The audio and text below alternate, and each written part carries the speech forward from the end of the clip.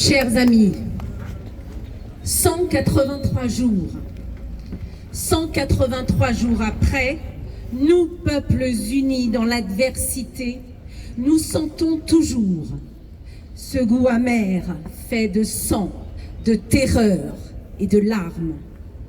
Ce goût qui nous accompagne le jour, la nuit, au petit matin, au quotidien.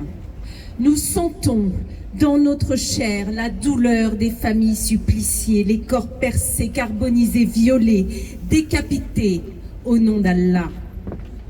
Nous sentons en nous les affres de l'angoisse des familles séparées de leurs êtres chers, leur cœur battre à l'unisson avec le nôtre, et ce goût de l'enfer, ravivant les pires épisodes d'une histoire enracinée depuis des millénaires qu'on croyait, optimistes que nous étions, appartenir au passé.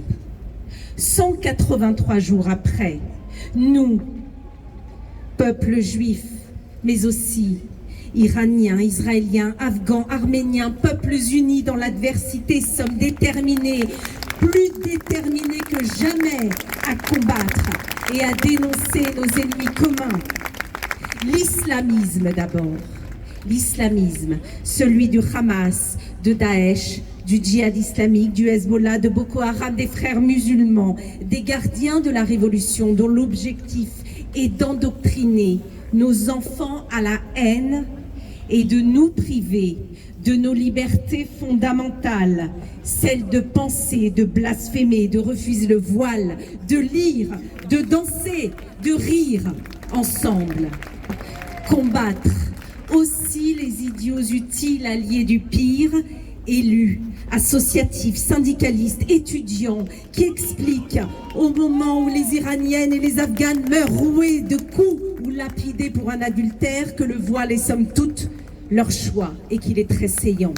Ces petits fascistes de pacotille qui pratiquant un insupportable renversement accusatoire au nom d'un féminisme à géométrie variable ou d'un antiracisme sélectif relativisent, excusent, dénient, contextualisent, légitiment des abominations et un dogme sanguinaire qui a conduit au plus grand massacre antisémite du XXIe siècle.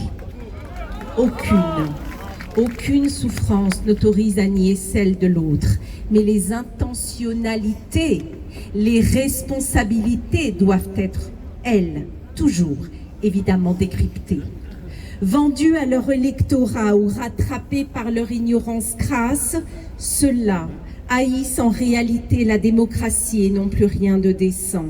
Quand on trouve des excuses à la barbarie, il n'y a plus de limite à la cruauté humaine. 183 jours après, nous, peuples unis dans l'adversité, face à ces gouffres de désolation, nous devons garder espoir, rester unis et mobilisés comme aujourd'hui, chercher la vérité et toujours l'acclamer à la face du monde. Là se situe notre courage, là se situe notre responsabilité comme élus, comme députés, comme citoyens. Là réside notre combat pour nos libertés, les nôtres, mais aussi surtout celles de Kfir, Ariel, Liri, Eden, Segev et de tous les otages. Merci beaucoup.